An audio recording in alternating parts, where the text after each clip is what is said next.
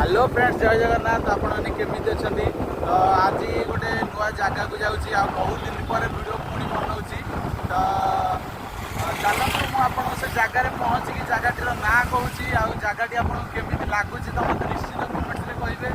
Video भल लगी निश्चित लाइक और सब्सक्राइब करेंगे भूलें। तो चलते मुझे जगह देखा रेलवे स्टेशन टा देखे दवा।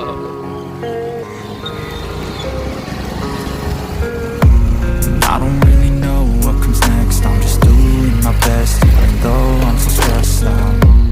Everything just feels like a test that I fail, so depressed when I can't seem to get out. But something deep inside won't let me quit. I swear that I'm inspired by all this shit. Tell me that I can't and I won't. That's what guides me the most. Fuck your lies, I'll do what I want.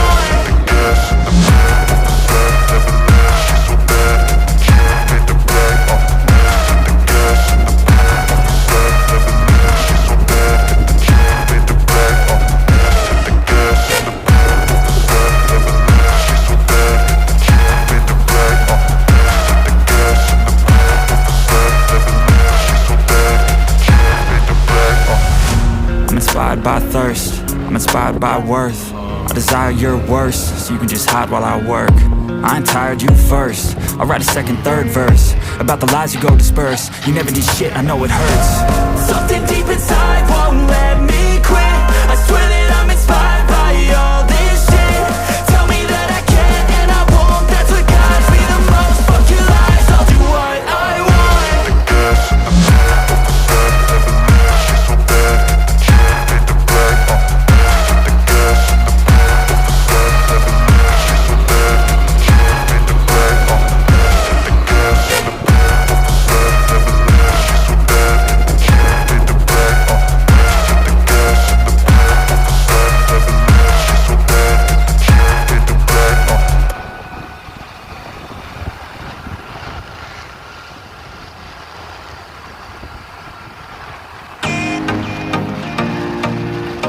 Welcome to Mangalajodi Chilika lake.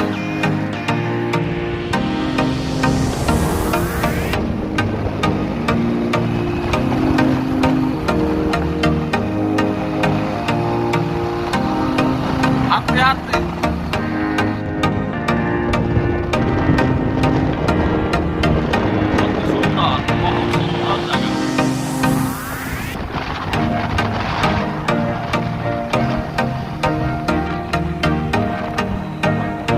बर्तमान सांग मैंने जानी सारे ये कौ जगह को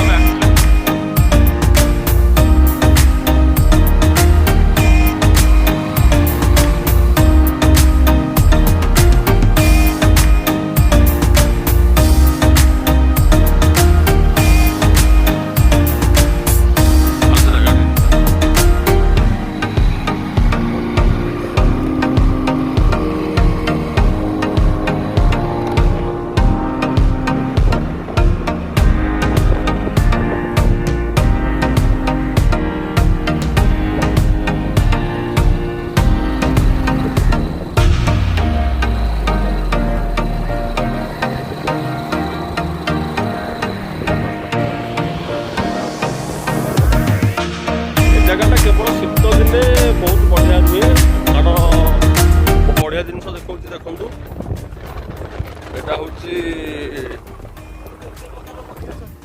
देखु आकु तो आम एपटे कहते बजा ये बड़ बड़ अच्छी आउ कमेंट सेक्शन में आपड़ कहे आपण एरिया कौन कहते एटा को एमती राउंड कर रखा माछ आसब से भितर सब पशे जिते जुआर आसब माछ पशिजे जुआर छाड़गला बजार टी उठी जा माछ सब संग्रह कर कमेंट निश्चय जनइब जे आपण एरिया यहाँ कौन कहते। हाँ चल से कहे से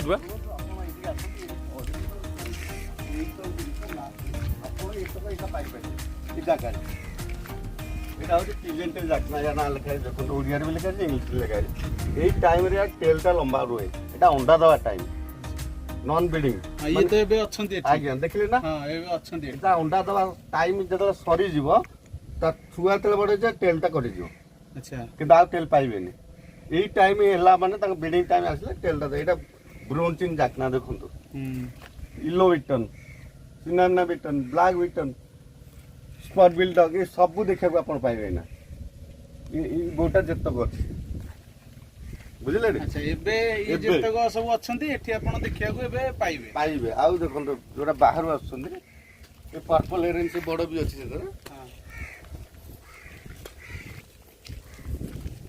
एटा बग कहतला पर एटा बग नुहे एटा फेमिंगो कोनटा फेमिंगो फेमिगो देखନ୍ତୁ ବର୍ତ୍ତମାନ ୟା ନାଁ ହେଉଛି ଫେମିଗो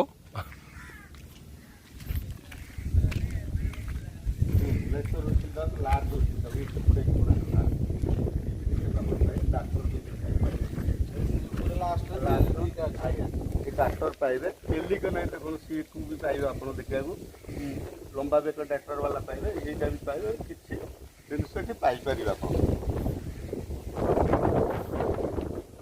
शीत दिन सब ये सब मिल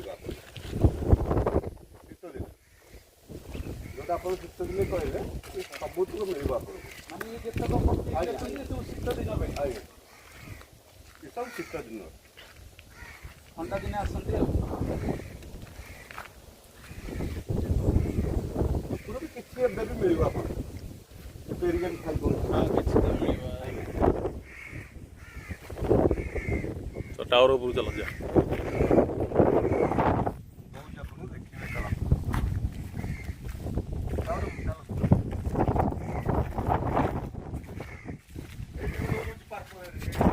ହଁ ହଁ ହଁ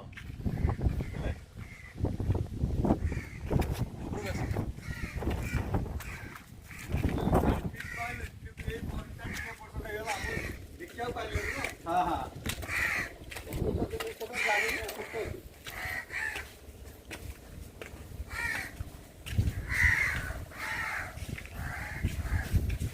सांग मैंने एठी प्रकृत में आम तो से टाइम जो मुझे कहली कि एठी शीत दिन में भी पक्षी आसती किंतु एबे भी टाइम अच्छी जो पक्षी एठी रहउछंती वर्षा दिन में आजिका डेट रे आपण जानी रखंतु कि आजिका डेट रे पक्षी मानकर होउची कोन कि पक्षी माने एठी अंडा दबा टाइम हो जाइए तो से पक्षी किसी मात्रा देखा जाउछंती आउ किसी मात्रा पक्षी माने हमर जो एठी सब घास टाइप रो अछि तो से भितरे किसी पक्षी लुचिक रहिछंती आउ सेथि पई आउ आपण तो भाईना कहले आउ भाईना को किसी पचारिबा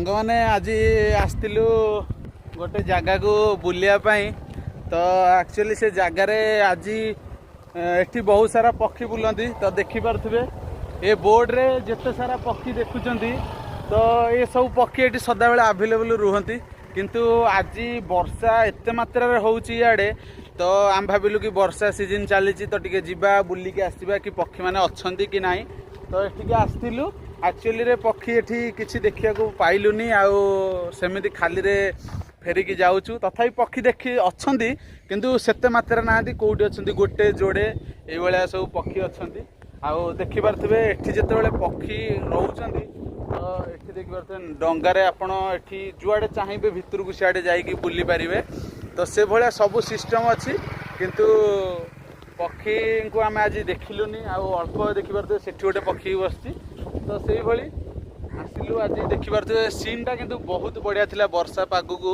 माने भ्यूटा बहुत भल थिला आ भल भी लागिला तो बास आपण माने गोटे सपोर्ट करंतु मते मो जो फेसबुक रे देखुचंती तो चैनल टी को निश्चित फॉलो करंतु आपण पाखरे मोर एतिकी रिक्वेस्ट आउ एमितिया भल पाइबा देइथिबारु बहुत बहुत बहुत धन्यवाद आ जय जगन्नाथ तो देखि पारथे केमिति वर्षा भी वर्तमान जोरे होउची तो आपण निजे भी देखि पारथिबे तो सांग माने आपण देखिले कि आम एठिकी आसिलु आउ एठी प्रत्येक आपण देखि पारथिबे एठी लोक डंगा देखि पारथिबे पूरा अवेलेबल अछि किंतु एठी कौनसी प्रकार लोक नाहांती कहीं ना वर्षा सीजन चली आउ एठी हमर बहुत सारा जो पक्षी रुहंती तो आज से भाया पक्षी आम किसी देखा पाइलुनी जदि आपण केबे भी ए जगह को बुलिया पे आसुचंती तो केवल ठंडा टाइम रे आसंतु माने शीत दिन रे ही आसंतु तो आपण बहुत सारा पक्षी देखि परिबे कहीं ना शीत टाइम रे एठी बहुत प्रकार पक्षी बहुत देशर पक्षी भी मध्य एठिकी आसुचंती आउ ए जगह रे बुलुचंती